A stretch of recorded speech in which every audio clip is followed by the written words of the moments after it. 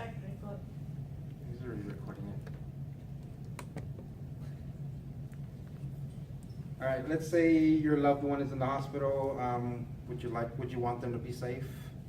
Yeah. Yes. Okay. My purpose today is to inform you about patient safety. Most of you here today have or had a loved one in the hospital setting or in a nursing care facility at one point. I sincerely hope that they get the best care available. I've been in the healthcare field for over 10 years, and patient safety has been on the top of my list each and every single time. As human beings, loving and caring for another person is one of our strongest emotions we have. So, having a loved one in a vulnerable state, we want them to be safe. My discussion will start off with different types of lifts that we use and footwear, different gait belts, and how to exit out of the bed safely. My discussion, with those 4 things mentioned, let's start off with the lifts being used. The use of 2 specific mechanical lifts are pertinent to patient safety. One of them is the sky lift, which is permanently installed into the room. Those get built, actually the room gets built around the lift. So those can lift the patients from anywhere from 650 to 850 pounds. And these are the most completely, these are for patients that are they're pretty much completely immobile. So, and they're used to lift the patient from the bed to the wheelchair, to another bed, or to the bedside commode. The second type is called the Hoyer lift. It is a portable version of the sky lift. These can lift up to 500 pounds, and they are also used. Each lift has their own specific specialized lanes. The ones that are for the Hoyer cannot be used in the sky lift, and vice versa. Now that we talked about the lifts, let's talk about the methods of exiting the bed. There are 2 ways that play a huge role in patient safety. The first method is to use the rocking method, and the rocking method for the patients are used safely and use minimum assist to get out of the bed. The patient will rock back and forth while sitting on the edge of the bed, and then they use their own momentum to stand up with little assistance. These are the 2. Let's see what I leave off. The second method is for the Serosteti lift. Although it's named a lift, it's not really considered a lift. It pretty much uses the patient's upper body strength to safely get out of the bed. Where do we leave off on? Oh yeah, the Serosteti has it's pretty much like a belt that wraps around, but it's padded and wraps around the patient's waist. And that's when the patient uses, they're like little joysticks on top of the Hoyer or the Serosteti. And while it lifts up, the patient uses their upper body strength to get out of the bed safely. Now that we understand the different methods of getting out of the bed, let's talk about the footwear. The proper footwear that they use, there's 2 common types, and it's pretty much their socks and their own personal slippers that they bring from home.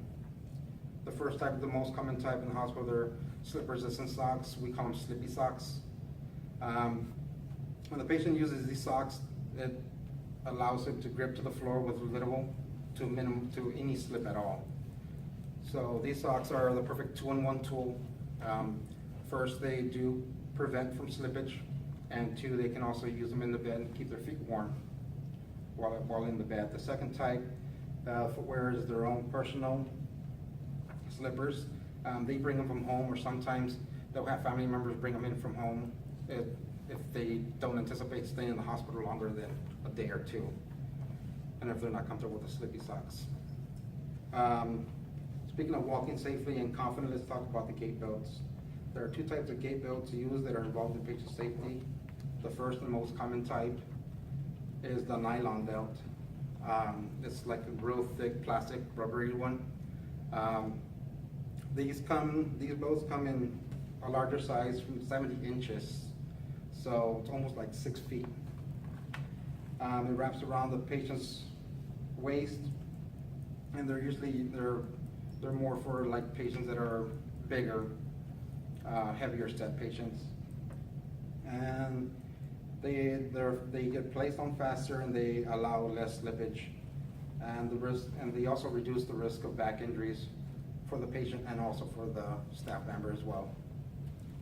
In conclusion, the second type of gait that's used is the canvas one. You don't really see it that often anymore, but you do see it a lot more in like the nursing homes and the nursing care facilities. And they range from 50 to 60 inches. They also prevent back injury for the staff and for the patient as well. But these are machine washable. In conclusion, there are multiple parts to patient safety. Now let's take a second to review the material. First, we learned that there are the two mechanical lifts that are important to patient safety. They are the Skylift, which are permanently installed in the room, and the Hoyer lift, which is a portable version of the Skylift. Second, we learned about the two methods to exit the bed in a safe manner, which are the rocking method, uses their own momentum to get out of the bed, and the use of the Serosteady allows you to use your upper body strength to get out to exit the bed safely. Then we talked about the two types of safe footwear that are used to walk out of the bed, which are the slip-resistant socks, and pretty much they're pretty universal throughout the hospital settings, and the use of their own personal footwear that allows the patient to feel safe and comfortable while walking.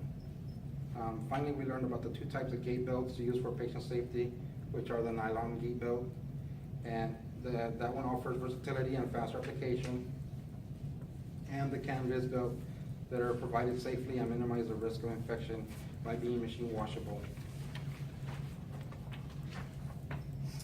And on the closure statement, as caregivers, we'll do anything and everything to keep our patients safe. As the medical industry grows, our education and tools grow with it.